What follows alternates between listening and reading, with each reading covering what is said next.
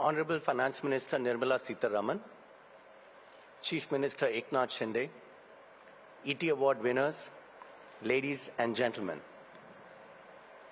Welcome to the ET Awards for Corporate Excellence. This is where India Inc. celebrates and honors the men and women who are driving change, making a difference on the ground, and adding new and exciting chapters to the India story. To rise above the ordinary and to shine, every organization needs a balance of talent and leadership. Our winners today reflect just that.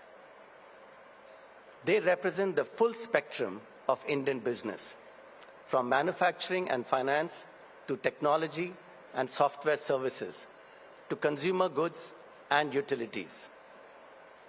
The common factor is that their leaders have dared to think big and build organizations that can succeed in any environment.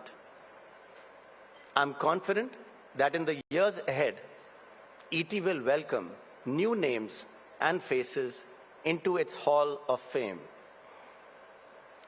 There is an air of entrepreneurship across Indian cities and towns that I find exciting.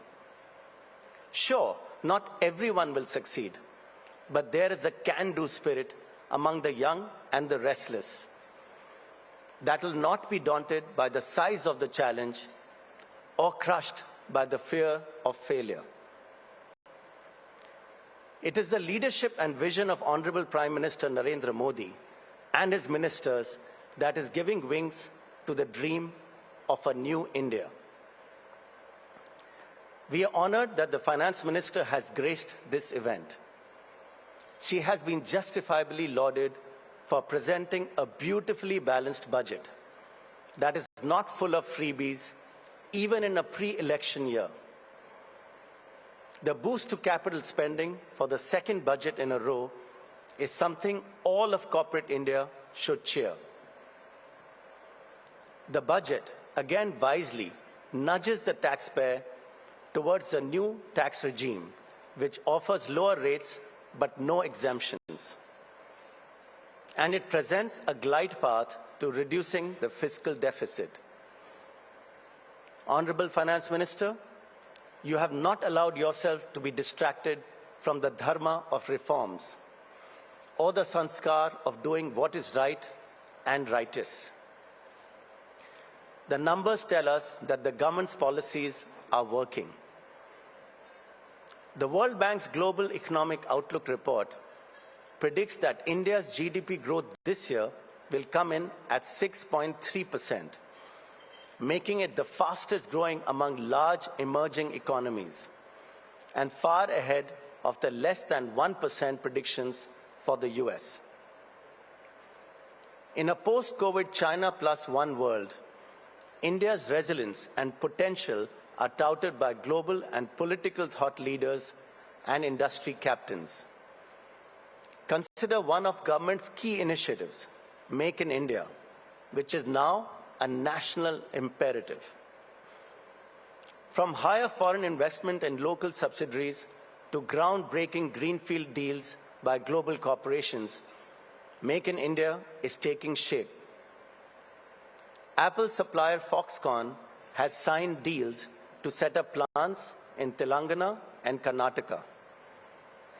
Semiconductor fabs are coming up in Noida and Gujarat. The PLI scheme for multiple industries, including automobiles, telecom, and healthcare, is set to spur manufacturing. In enabling this, the Finance Minister's 2019 decision to cut corporate tax to 15% for new manufacturing companies has played a big role.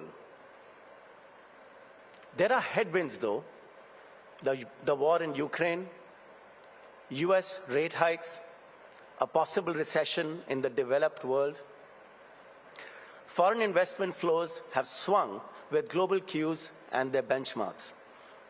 But unlike the past, that has not set us back. Domestic flows have helped prevent a washout on the stock market. And a resilient banking system has shrugged off the recent shocks to some major US banks. An agile and engaged government has walked many extra miles to keep the engines of the economy running through rough weather. Opting for higher Russian oil imports helped offset the impact of rising crude prices. The infra push unveiled in this year's budget is expected to drive capex in many sectors. In Amrit Kal, don't be limited by the constraints of our immediate past. This government is thinking and acting both local and global. If you need any inspiration, look no further than our G20 presidency. Theme of Vasudeva Kutumbakam. Rooted in our glorious history, it is an apt anthem for a new world order. Thank you.